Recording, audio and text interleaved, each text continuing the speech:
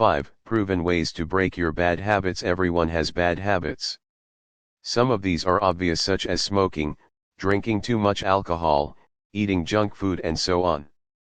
But there are some bad habits that you have formed over the years that you may not even realize are causing you harm. Some bad habits can prevent you from getting what you really want in your life.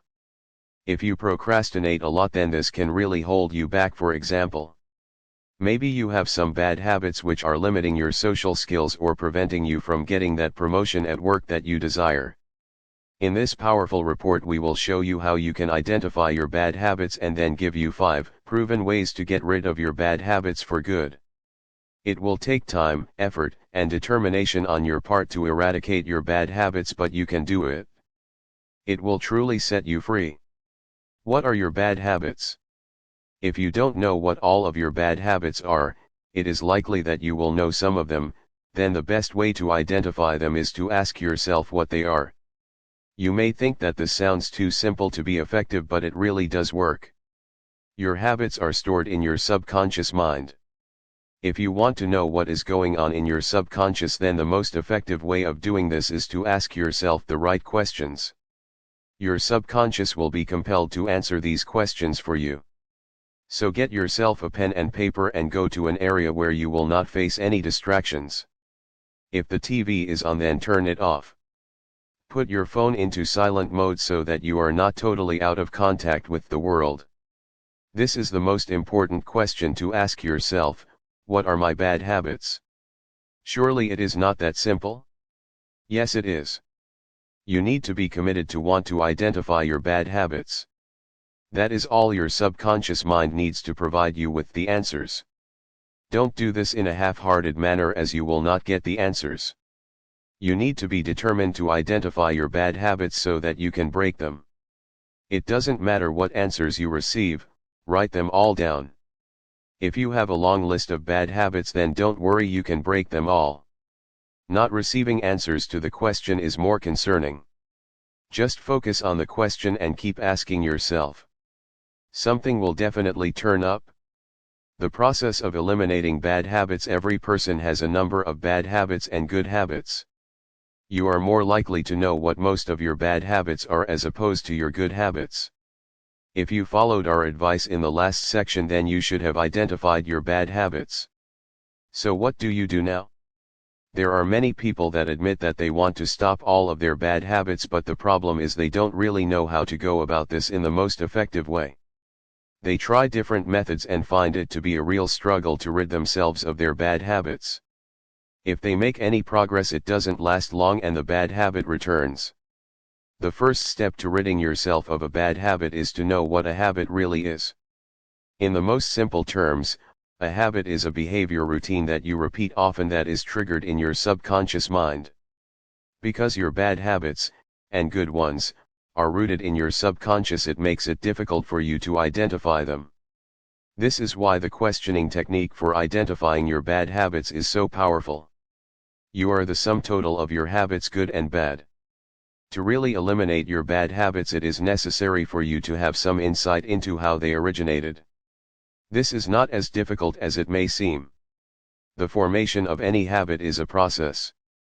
There are 4 parts to the habit formation process, which are 1, 2, 3, 4.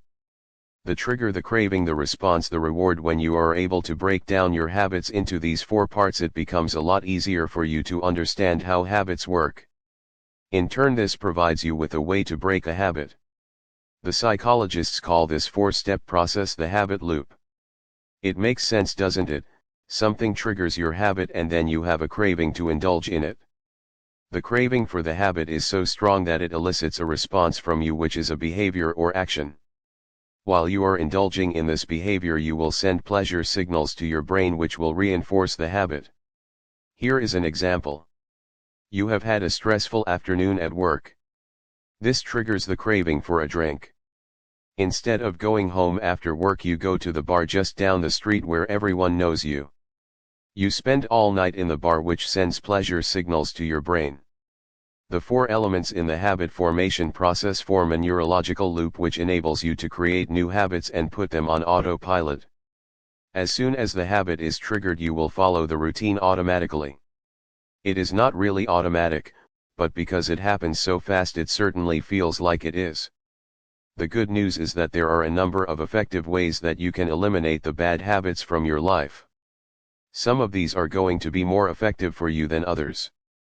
This is because we are all different and have certain inclinations and unique circumstances.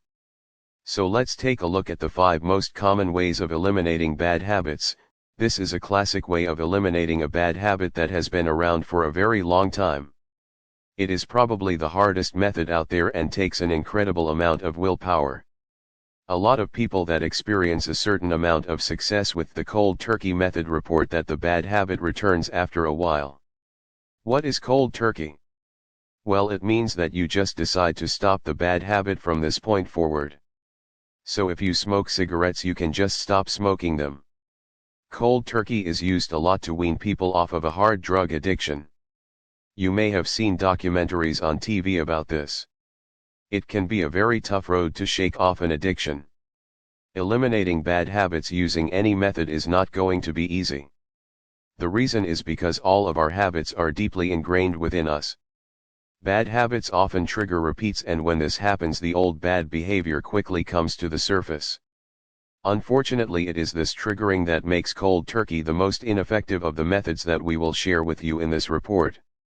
If you go cold turkey and you are unable to sustain the breaking of your bad habit, then this can leave you feeling resentful and that you wasted your time. This can be a crushing blow for your self-esteem. You tried and you failed. It wasn't possible for you to pull it off. You do not have the resolve or the stomach for a fight like this. Can you see how this can happen? That doesn't mean that cold turkey never works though. A lot of people have quit smoking and other bad habits using cold turkey. They had to endure a lot of pain and anguish to achieve this, but the reward for giving up smoking was so great for them that they pulled it off. Breaking a bad habit with the cold turkey approach is very good for you as a person. It demonstrates that once you put your mind to something, you are going to follow through with it. This sends powerful signals to your subconscious mind, which will help you to persevere with other tough challenges in the future. There have been a number of studies that have shown that the brain stores habits in a different way than it does other memories. With a habit, there is an emotion within you that creates a trigger, which in turn creates a strong urge for you to behave in a certain way or take a specific action. So what does this mean? Well, one school of thought is that habits are hardwired into your brain, meaning that there is no way you can remove them. So after you have formed a bad habit, it will remain there for the rest of your days. This would explain why a lot of drug addicts return to their bad ways after rehab. But it doesn't explain why some do not. Another school of thought is that you do not eliminate a bad habit, but you overwrite it. Instead of performing the old routine when the habit is triggered, you will perform a new routine which is good. You are effectively reprogramming your brain to take another course of action instead of the old one. To make this work for you, the new routine has to be a lot stronger than the old one for the overwrite to stick. The science of neuro-linguistic programming, NLP, works in this way. It is an effective method for interrupting old destructive patterns and replacing them with new ones that are beneficial to you. This does work and can be very effective. What you are doing here is changing your existing habit loop. The trick is to replace the original loop with another that means more to you. It brings a greater reward. So if you smoke cigarettes, the next time that you have an urge to smoke, you can replace this with something else. You know that this is bad for your health, so you replace the smoking routine with something that is good for your health, like some gentle exercise. If your health is more important to you than the kick you get from smoking, then this will work. Over time, this new pattern takes hold and you will find that it is near impossible for you to return to the old bad habit. This is a combination of the first 2 methods of cold turkey and replacing your habit loop. For people that really want to get rid of their bad habit but know that going completely cold turkey is not going to work for them, this is a good method. What you have to do here is to take a close look at your behaviors and identify the triggers for the bad habit. By doing this, you can take small steps to gradually limit your indulgence in your bad habit. A good example of this is to cut down the number of cigarettes that you smoke each day. So if you regularly smoke 20 a day, reduce this down to 19, then 18, and so on over a period of time. It is a good idea to do this on a weekly basis. So week 1 you will smoke 19 a day, week 2 18 a day, etc. Having a regular milestone interval, such as a week, forces you to work towards the next milestone, from 19 to 18 a day for example. If you do this consistently over time, then these small changes to your bad habit will help you to stop it altogether. If you have a craving for candy, then work out how much candy you consume each day. Reduce this over time until you hardly eat any candy at all. The same goes for drinking alcohol and other bad habits that you may have.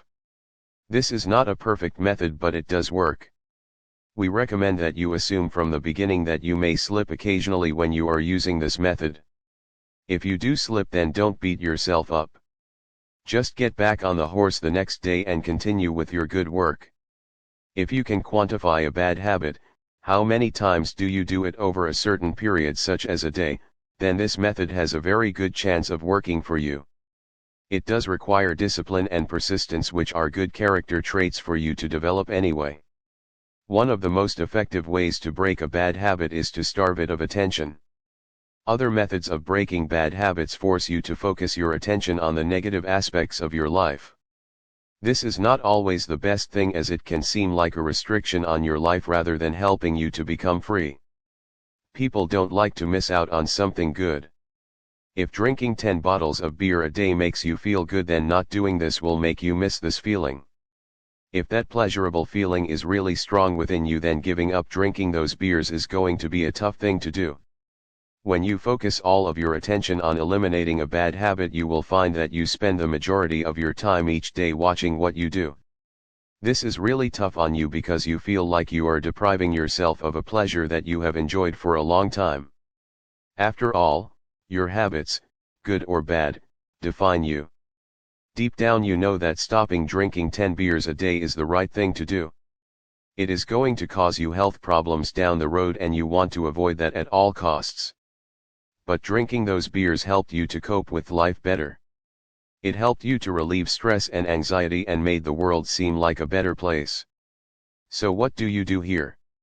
Well, rather than focusing on your bad habits and what you can't do, make a commitment to focus on new activities that will provide a much greater contribution to your life. These will become your new good habits. What you are doing here is funneling all of your energy into good habits that will improve your life in different ways, rather than trying to avoid what is wrong with your life right now. This method does work and is effective, but you will always need to be on your guard, as those bad habits can resurface if you lose your focus on your new empowering habits. Now, you might not call this a bad habit breaking method, and that's fine. But we felt that this was so important to include in this report. Whichever way you choose to break your bad habits, this will be extremely beneficial to you and will provide you with the motivation that you need to continue. Think about the last small steps method. If you have committed to smoking one less cigarette a day each week, then you need to check that you are actually following the plan right. So in the first week you went from 20 a day to 19 a day.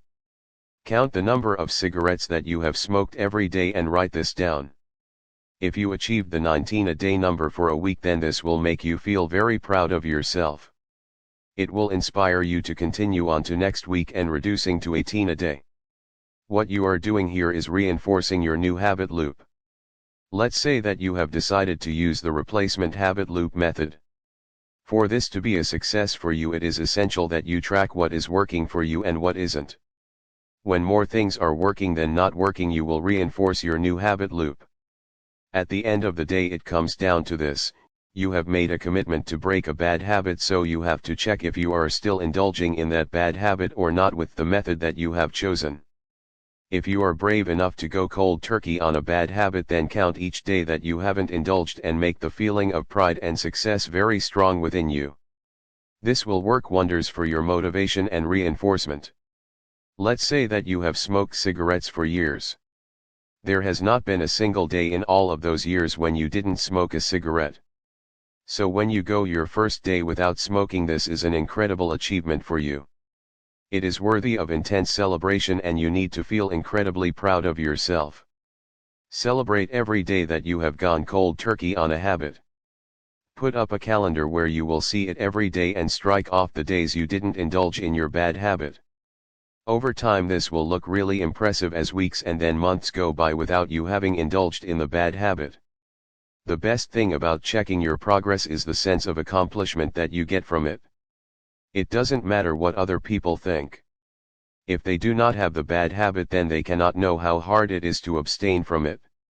You are a winner and you can do anything. This is a great way to reinforce your current behavior. Often the key to success with breaking bad habits, or reinforcing new good ones, is the change of focus.